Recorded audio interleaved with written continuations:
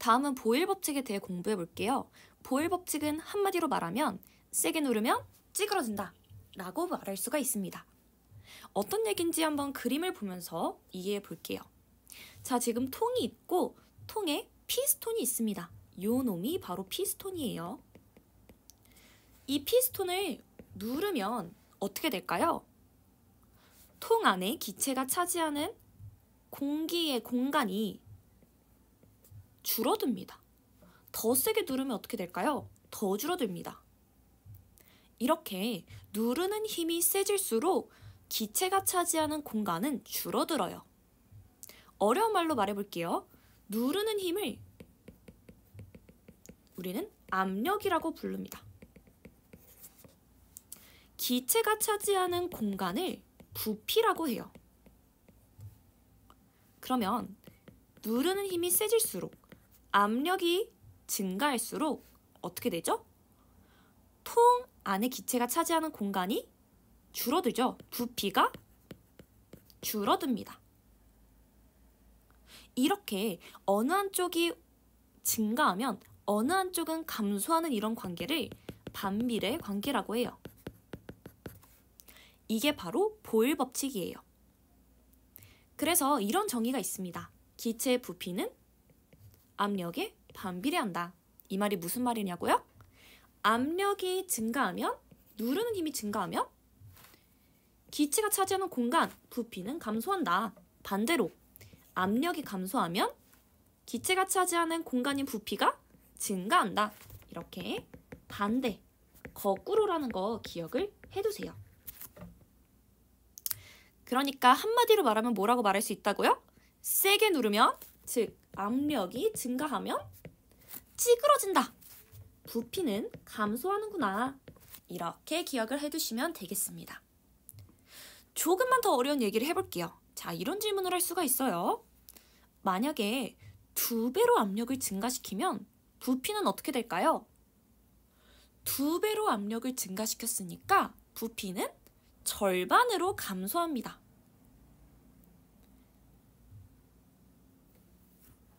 압력이 증가하면, 누르는 힘이 증가하면 찌그러진다.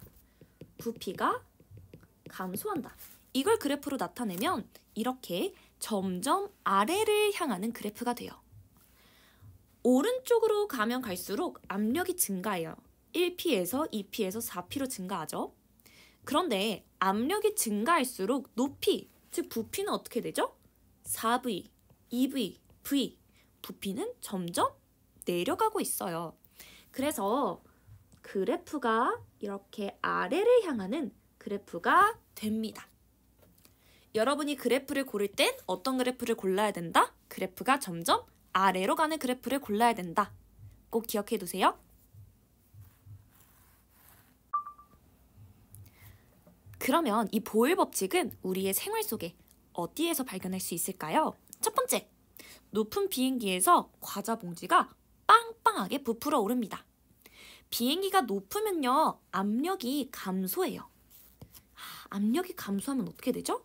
반대로 부피는 증가하죠. 그래서 과자 봉지 속에 있는 질소 기체가 더 빵빵해집니다. 두 번째, 주사기의 피스톤을 누르면 주사기 속 공기의 부피가 줄어듭니다. 그림을 볼까요? 1기압으로 누를 때는 주사기 속 공기의 부피가 이만큼이에요. 그런데 2기압, 더 압력이 높은 그런 기압으로 눌렀어요. 그랬더니 어떻게 돼요? 찌그러졌죠? 찌그러진다라는 말을 고급스럽게 하면 부피가 감소한다는 이야기죠. 맞습니다. 누르는 힘이 증가할수록, 즉 압력이 증가할수록 주사기 속 공기의 부피는 찌그러진다. 부피가 감소한다. 이것도 보일 법칙의 예입니다. 다음은 샤르레 법칙에 대해서 알아볼게요. 샤르레 법칙은 한마디로 말하면 뜨거우면 빵빵해진다 라는 말이에요. 자, 이 그림 한번 볼까요? 풍선을 차가운 데다 두면요, 이렇게 쭈글쭈글했는데 hot air, 따뜻하게 만드니까 어떻게 됐어요? 풍선이 빵빵해졌어요. 부풀었어요. 이게 바로 샤르레 법칙이에요. 무슨 말이냐? 온도가 올라가면 기체의 부피가 올라간다. 아까 보일의 법칙이랑 비슷하면서도 좀 많이 다르죠? 온도가 올라가면 부피가 올라가는 게 샤를의 법칙이에요. 자, 근데 궁금해요. 왜 이렇게 팽창할까요? 그 이유는요, 바로 분자들의 운동과 관련이 있습니다. 자, 조금 확대해 볼게요. 기체가 뜨거워지면 분자들이 더 활발해져서 이쪽 저쪽으로 퍼지기 때문에 기체의 부피가 증가하는 거예요. 차가운 곳에 있을 때는 분자와 분자 사이의 거리가 굉장히 좁죠. 분자 사이 거리가 좁아요. 그런데 뜨거운 기체로 만들게 되면 기체가 더 활발해지는 거예요. 그래서 이쪽 저쪽으로 퍼지면서 부피가 증가하게 되는 거죠. 이렇게 온도가 증가하면 부피가 증가하는 게 바로 샤를의 법칙입니다. 좀 더 구체적으로 말하면 온도가 1도 올라갈 때마다 부피의 273분의 1씩 일정한 비율로 증가해요. 그래서 이 숫자도 조금 기억해 주시면 좋겠어요. 봅시다. 압력이 일정할 때 기체의 부피는 온도에 비례한다. 그 말은 온도가 증가하면 부피가 증가하고 반대로 온도가 감소하면 부피가 감소하는 거예요. 둘 다 짝짝꿍이 잘 맞죠? 이런 관계를 뭐라고 해요? 비례한다 라고 해요. 그래프를 볼게요. 그래프를 보면요. 온도가 올라가면 올라갈수록 부피도 증가하죠. 그래서 이렇게 위로 올라가는 그래프가 완성이 됩니다. 아까 보일 법칙의 그래프는 그래프가 점점 아래로 내려갔다면 샤를 법칙의 그래프는 그래프가 점점 위로 올라간다는 거 꼭 기억을 해주시길 바랍니다. 다음은 이 샤를 법칙이 실생활에서 어떻게 일어나고 있는지를 살펴볼게요. 첫 번째, 따뜻한 물에 찌그러진 탁구공을 넣으면 펴집니다. 우리 샤를의 법칙이 뭐라고 했죠? 뜨거우면, 즉 온도가 올라가면 빵빵해진다. 부피가 증가한다 라는 거죠. 찌그러진 탁구공을 따뜻한 물에 넣으면 탁구공 안에 있는 기체 분자들이 활발해져서 탁구공이 팽창하게 됩니다. 그러면서 찌그러졌던 게 빵빵해지죠. 두 번째, 열기구는 커다란 풍선을 날아다니게 합니다. 열기구는 어떤 원리로 뜨게 되냐면요. 이렇게 풍선 밑에다가 불을 피워요. 그러면 이 불이 풍선 안에 있는 공기를 데워요. 그러면 풍선 안에 있는 기체 분자들이 활발해지면서 풍선을 크게 팽창시키죠. 이러면서 하늘을 날 수 있게 되는 겁니다. 이것도 온도가 올라가서 부피가 증가하는 샤를 법칙 때문이죠. 세 번째, 뜨거운 물이 담긴 삼각 플라스크에 풍선을 끼우면 풍선이 부풀어 오릅니다. 볼게요. 자, 뜨거운 물에 삼각 플라스크를 담았어요. 그러면 이 공기가 데워지겠죠? 공기가 따뜻해지면 빵빵해진다. 이 플라스크 안에 있는 분자들이 이쪽 저쪽으로 퍼지면서 이 풍선을 팽창시키는 거예요. 그래서 풍선이 커져요. 온도가 올라가면 부피가 커진다. 샤를 법칙이죠. 자, 얘를 다시 찬물에 넣었어요. 그럼 어떻게 될까요? 네, 온도가 감소해서 다시 풍선이 쪼그라듭니다. 그러면 우리 방금 배웠던 보일의 법칙과 샤를의 법칙을 한번 문제를 풀어보면서 복습을 해볼게요. 한마디로 기억을 해주시면 딱 좋아요. 보일의 법칙은 뭐다? 압력이 증가하면 부피가 감소한다. 세게 누르면 찌그러진다. 샤를의 법칙은요. 온도가 증가하면 부피도 증가한다. 뜨거우면 빵빵해진다. 라고 이렇게 기억을 해주시면 되겠습니다. 자, 문제를 한번 풀어볼게요. 다음 설명을 보고 보일의 법칙이면 보, 샤를의 법칙이면 샤를 동그라미 하세요. 1번, 압력이 일정할 때 기체의 부피는 온도에 비례한다. 비례라는 말은 부피가 증가하면 온도도 증가하고 온도가 증가하면 부피가 증가하는 거죠. 뭐죠? 뜨거우면 빵빵해진다. 샤를의 법칙입니다. 2번, 온도가 일정할 때 기체의 부피는 압력에 반비례한다. 압력이 감소하면 부피가 증가하는 게 바로 반비례 관계죠. 거꾸로 되는 거. 바로 보일의 법칙이죠. 3번, 따뜻한 물에 찌그러진 탁구공을 넣으면 펴진다. 뭐죠?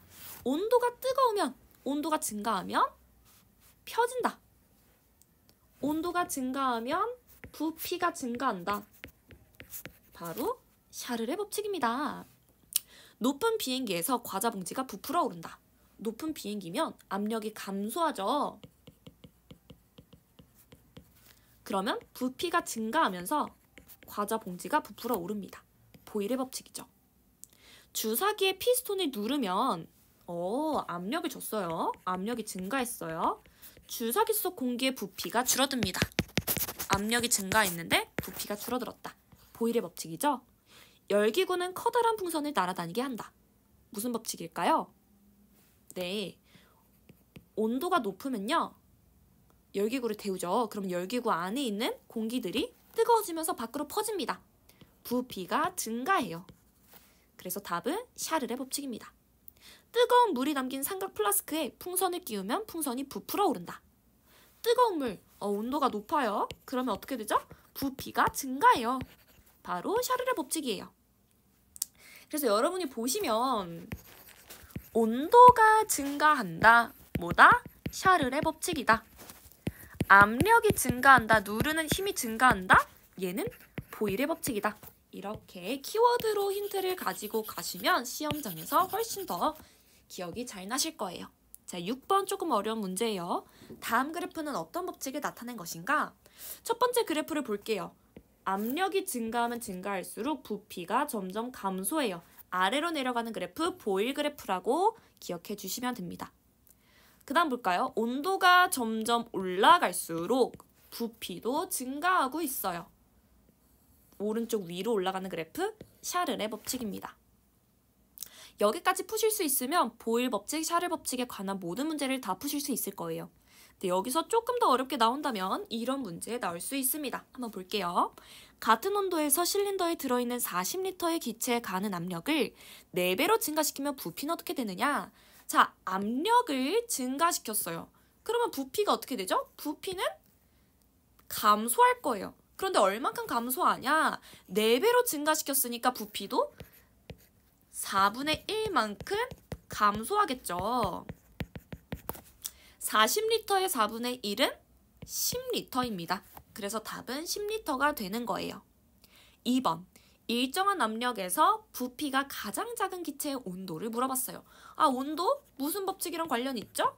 샤를의 법칙이랑 관련이 있어요. 온도가 높으면 부피가 높죠. 근데 문제가 뭐예요? 부피가 가장 작을 때의 온도를 구하래요. 그러면 부피가 작아요. 그러면 온도도 가장 낮겠죠. 그래서 가장 온도가 낮은 5도를 골라주시면 되겠습니다. 1번은 보일 법칙에 관한 문제였고요. 2번은 샤를 법칙에 관한 문제였죠. 자, 그러면 실제로 기출문제에서는 어떻게 나올까요? 저와 함께 풀어보도록 하겠습니다. 자, 첫 번째 기출문제예요. 그림은 일정량의 기체의 압력에 따른 부피 변화를 나타낸 것이다. 오, 압력, 그럼 무슨 법칙 기억해야 된다? 보일 법칙 기억하셔야 됩니다.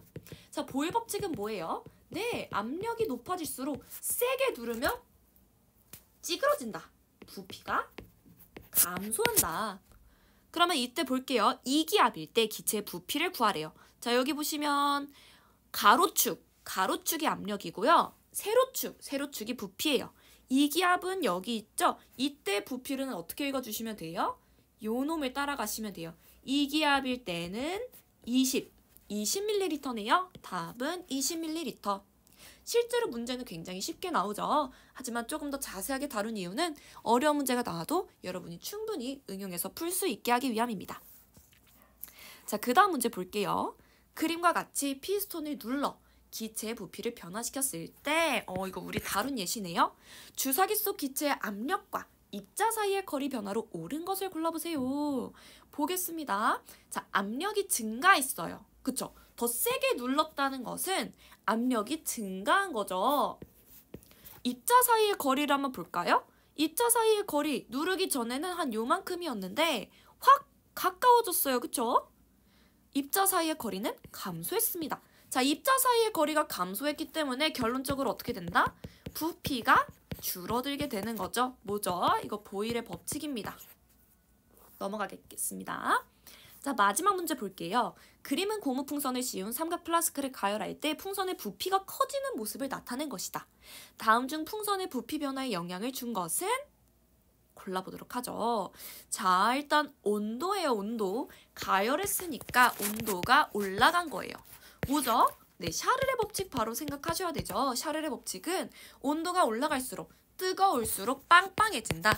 온도가 올라가면 부피가 증가한다 라는 거죠. 실제로 부피가 증가했어요. 그래서 풍선이 빵빵해졌네요. 그러면 이 풍선의 부피 변화에 영향을 준 건 뭐죠? 온도입니다. 자, 지금까지는 이렇게 보일의 법칙과 샤를의 법칙이 쉽게 나왔어요.